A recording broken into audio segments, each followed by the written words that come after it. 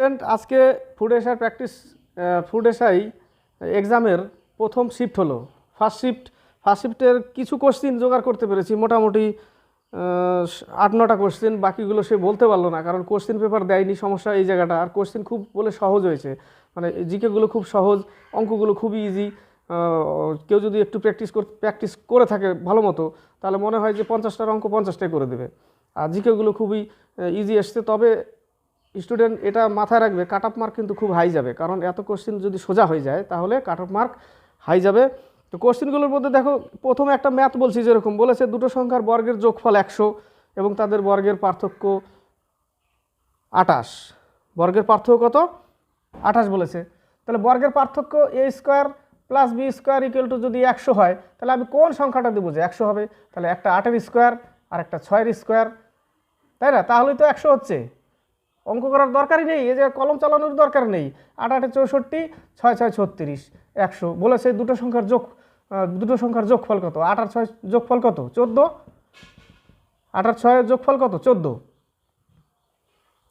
Simple জিনিস। আবার question friction থেকে কোশ্চিন দিয়েছে 11/7, 11 যাই হোক মনে পড়ছে না সঠিক, সে বলতে পারলো না। 8/7। তো এখানে দেখো 4 করে ডিফারেন্স, 4 এখানে 1, কিন্তু ডিফারেন্স যদি এরকম সেম না থাকে, তাহলে আমি কি করতে বলেছিলাম?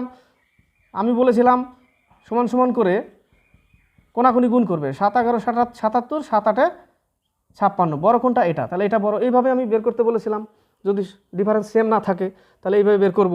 এই একটা কোশ্চেন।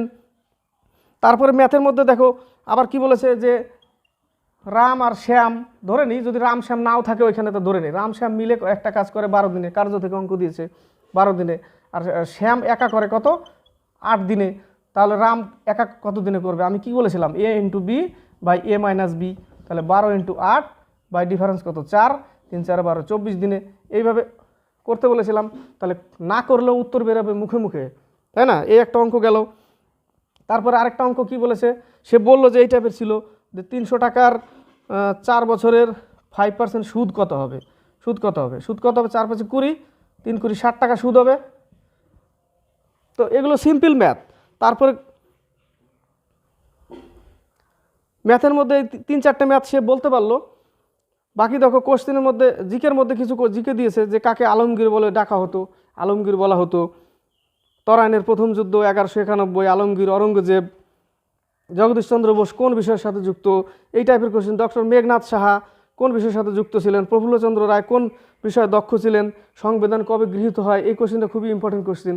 অনেকে 26 জানুয়ারি 1950 এইভাবে দিয়ে দিবে, 26 জানুয়ারি 1950, কিন্তু এটা হচ্ছে 26 নভেম্বর 1949 সালে কি হয়? গৃহীত হয়, গ্রহণ করা হয়। ঠিক আছে, গ্রহণ করা হয় আর কার্যকারী হয় 26 জানুয়ারি 1950 সালে। তো এই যে জিকেগুলো খুবই কোশ্চিন, মানে যা মানে দেখলাম, যা বললো আমার লোকাল স্টুডেন্ট, এখানকার স্থানীয় একজন পরীক্ষা দিতে গিয়েছিল, যে বললো দাদা কোশ্চিনগুলো এত ইজি যে আমি, ওই তো পড়ছে, ও 86 অ্যান্সার করে এসছে। তো আমি মনে করলাম যে 86, তোকে তো 100 করতে হতো। বলে দাদা অত দূর তো পারলাম না, 86ই করতে পারলাম। তো ও 86টা অ্যান্সার করে এসছে, 86টা। তো যে কোশ্চিন এত ইজি, কাট অফ মার্ক খুব হাই যাবে। আর আমি এতদিনে যেটুকু পড়িয়েছি, তোমরা যদি এর থেকে কমন পেয়ে থাকো, তোমরা যদি শিখে থাকো আমার কাছ থেকে, তাহলে কমেন্ট বক্সে কমেন্ট করে পাঠাবে যে হ্যাঁ স্যার বা দাদা, আমরা এই আপনার পড়ানো থেকে আমরা অনেক কোশ্চিন পেয়েছি কমন, বা অনেক করতে পেরেছি। তাহলে আজকে এইটুকুই। নেক্সটে জোগাড় চলছে যে আরও কী কী কোশ্চিন এসেছিলো, সে বলতে পারছে না, কারণ কোশ্চিন পেপার দেয়নি। সমস্যাটা এই জায়গাটাই, এতগুলো কোশ্চিনকে মাথায় রাখা মানে সম্ভব না।